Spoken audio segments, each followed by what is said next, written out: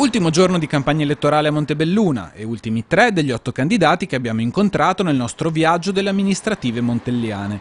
Ecco perché hanno scelto di candidarsi e, nel caso del sindaco uscente, di ricandidarsi. Vuole un'amministrazione trasparente nell'interesse di molti e, se possibile, di tutti. Per completare un percorso di lavoro costruito con la mia squadra. Credo che sia stato perso il senso delle priorità, credo che vadano ripristinate. Questi i primi obiettivi se saranno eletti sindaci. Di spendere il giusto perché serve e risparmiare dove non fa male togliere.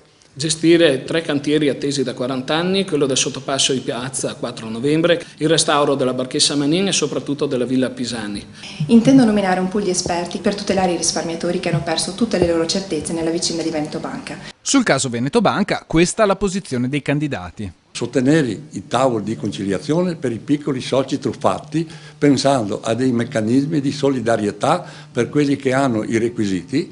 Abbiamo chiesto ai nuovi vertici di acclarare le responsabilità di chi ha amministrato e abbiamo chiesto che si intraprendano azioni per la salvaguardia degli azionisti più piccoli e anche dei posti di lavoro. Il Comune in questo senso può fare molto, può prendere i cittadini e può accompagnarli a riavere progettualità, può assisterli con sportelli psicologici, sociologici. Infine, perché gli elettori dovrebbero votarla? Penso in questo momento di essere uno che può vedere le cose in una maniera giusta, legale, professionale e in particolare per il bene dei cittadini.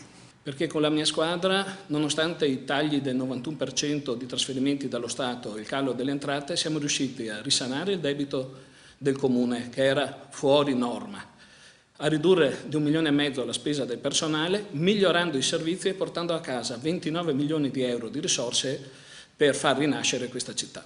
Per l'impegno, per la responsabilità, per il lavoro, perché ho un ascoltativo verso le persone, perché ho rispetto per le persone e perché non arrivo dalla politica e perché, usando un termine traslato dal diritto ambientale, mi considero un sito non inquinabile.